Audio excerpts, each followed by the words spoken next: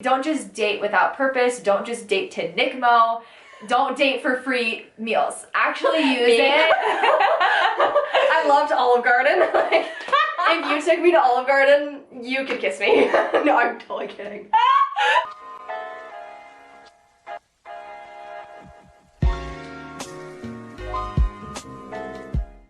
Hey guys, it's Mimi. Welcome back to my channel, or welcome to my channel if you're new. I am here with a very special guest. This is my friend Jessie, also Sunday Jess here on YouTube. If you guys have not seen her videos, I don't know where you've been. She creates the best content, especially for sister missionaries. So if you're preparing to go on a mission, or if you're just a fellow Latter-day Saint, definitely go check her out on YouTube and on Instagram. She has a lot of good modest fashion hacks. She's the best, and I wanted to bring her on my channel today. We actually filmed another video for her channel that you can go check out, all about our first kisses, first dates, first boyfriends. There's some great stories. Oh man, there are a lot of good stories. You can feel a lot of secondhand embarrassment from us. We are going to keep on the theme of dating here on my channel. You guys always request dating videos. So in this video, we are going to be talking about what LDS girls look for in a guy. So first things first, I know in young women, it's something that a lot of people are encouraged to do is like make a list of all of the qualities that you want to look for. Is that something that you've done? How did that all work out for you? So I feel like in young women's, we might have done that, but like until you dated somebody, like dated people, I feel like you don't even like know. You put things down like, oh, he has to be like a good dancer. And yeah, and then I'm like, I don't care. Yeah, like who the freak cares? Nobody. And then like, oh, like kind of like brown-eyed guys. And like, you always say that because you watched one Nicholas Sparks movie with like Ryan Gosling and you liked his eyes. Yeah, and that was it. So I feel like my list wasn't like actually like real until I started dating people. I totally agree. And I was like 21. Like that's when I felt like my list was like actually like these are real qualities that somebody can have. Yeah. That aren't like overly high expectations. That was so me when I was a youth. Like I feel like my perspective is a little bit different because I was raised by a single mom and I grew up watching her date. Yeah. And she has very high standards, as she should. She is incredible. And so I would kind of watch her go through the dating game and say, okay, well, my husband's gonna have this, this. Yeah. But it's so true. Like until you actually start dating, you don't even really know what you want, and that's why we're told to try all the different flavors of ice cream, is because when you actually date and experience different things with different people, that's when you actually get to know what you want. It's very true, yeah. And I was like the queen of dating. Like me and my roommates in college used to joke that like your dating life is like a stove. Like you have your front burners and then like you have your back burners. And then like your back burners are the people that like are just always there. Like you can totally like call them up, be like, hey, I need a date to this party, and they will come running. Anytime, yeah. Your front burners are like where you really want to spend the time because like they could leave at any moment. And like they're really like awesome people, and that is so awful, but like it's okay as long as you're not like committed to one person. That's how I felt. Like I didn't feel like I was being like a player because none of those boys were like, oh, that's my girlfriend. Right, exactly. And so like we were all dating different people, so it was like a mutual like thing. But not until like I had dated all those people did I actually understand, you know, this is super important, and this is something that I won't budge on when it comes to actually dating. Right. Or when it comes to like marriage. After my mission, I came home, and if you guys are coming from my channel, you know my story, how I dated my husband, my then boyfriend, now husband, 6 months before I left on my mission. He waited for me, came home, got married. Well, I had actually like, I really wanted to make sure that like I liked him. Yeah. And so I wrote down a list of the things that were super important to me, actually like while I was a missionary, because I was in such like a good mindset. That's a great place to start thinking about. Yeah. And so then like when I compared him to the list, like it was like legit, and he was great. So he actually did the same thing with me, but actually before he knew me, he made a list, I think as well when he was on his mission, of things that he wanted for in a girl. And that's one good thing that like missions do, is that you live with so many different companions that you find out like, okay, the person has to be like organized, like I will flip out, or like they can't be somebody that won't Like for my husband, he's like, I have to have a girl that is willing to like work out. She doesn't have to be like thin, like that's not the goal, but like she just has like the self like control and motivation to be able to go work out. And so you learn things like that, and he ended up making a list too. And when he met me, he's like, you fit my list. I'm like, oh, thanks, you fit mine too. Oh my gosh. So, like, don't downplay the whole list thing, because I feel like it really is good, and it puts your, like, into perspective what really is important, and holds you accountable to those things when you're dating somebody new.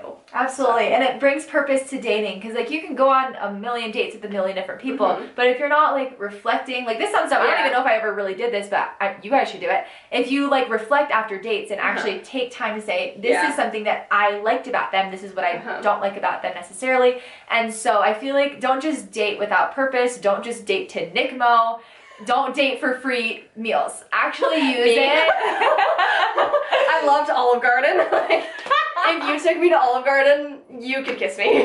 No, I'm totally kidding. So don't do that. Yeah, date for like a purpose. Like obviously our prophets and church leaders have told us to date, so actually do it for the intentions that, you know, you wanted. So starting, I wanted to go through some of the things that we each were looking for. Yeah. One of the main things and the biggest thing for me that I was looking for in a companion was faith in God, faith in Jesus Christ, and in the restored church. And this is something that I realized was important to me just going throughout my life, because my parents ended up getting a divorce because my dad left the church. And so I don't know if I've even talked about this before. I'm really getting all deep in my personal life. But I realized, like, no, like, that is a deal breaker. Another thing that I get asked a lot is, like, oh, should I date a non-member? I'm dating a non-member. What do you do? Yeah.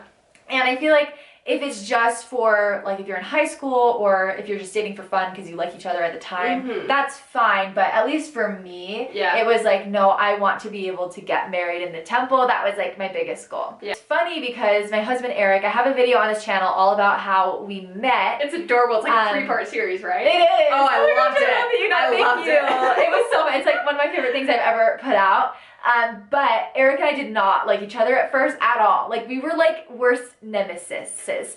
And it wasn't until we first started talking about like the gospel together, because I was preparing for a mission, and so I was talking about what it meant to me, that was when it clicked, and that is when I was like, okay, this guy's really cool. And so I feel like it has, like, sharing your testimony and like having that faith can just transform a relationship, and for me that was like my biggest quality that I was looking for. Yeah, I don't know, because they always say like, oh, like you should look for return missionaries. I was gonna ask about and that, that's like too. such like a, that's like on a case-by-case basis, because I also dated guys that didn't go on missions, but like they had like very valid reasons like for why they didn't, or you know, sometimes they didn't finish their missions.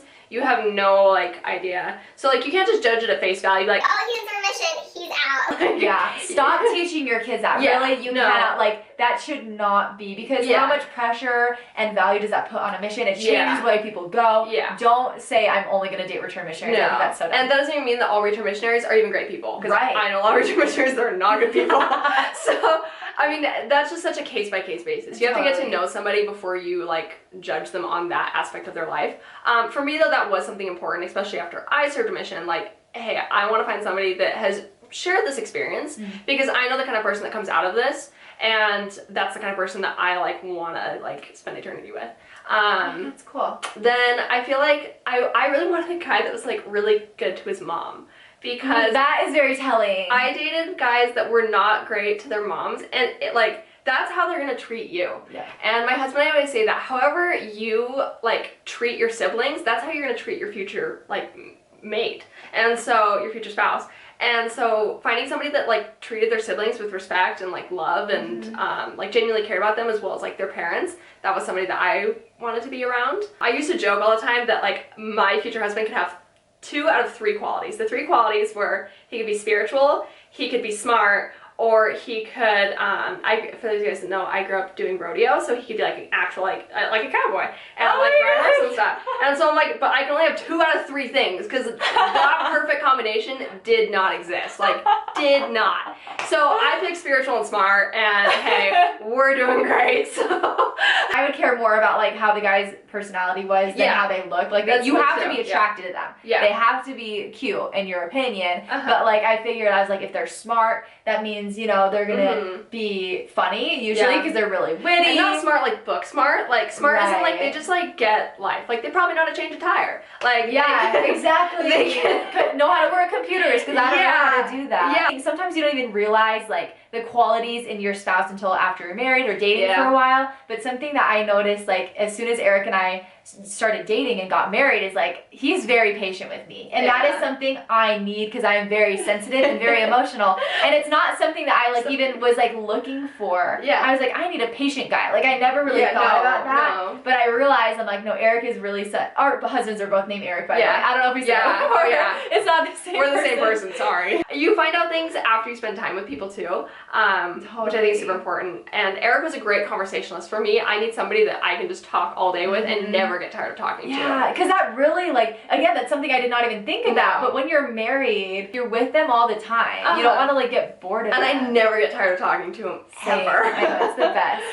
And I think you really know that like they're that person. One of the biggest things for me is when I knew like when I had like something super exciting, I usually like you call your parents or like brothers or sisters. I was like, I can't wait to tell Eric this. Like that's what I'm so excited to tell him. And like him being so excited for me, like those were things. That's when I knew. I was like, oh yeah, like I really like this person, and he can be my person. Both our husbands, like in different ways, express like, hey, they put us before their own needs and like let us do our own thing, figure ourselves out, and then come back like to the relationship and be better people, because they knew that like through like the pageant stuff or the mission that like we were going to become better people, and they saw that. And they like gave us room to grow into that. Yes, letting us follow our dreams. And I feel like sometimes like within the church, like we know a lot of the times the husbands are the ones working and their career comes first. So if you're a girl, find someone who, even if you're not going to be like the primary like breadwinner, find someone who lets you follow your dreams and your passions. And it's so supports you. And so like when it comes down to it, like I always thought like, oh, like my husband's gonna have dark hair and light eyes, and he's gonna like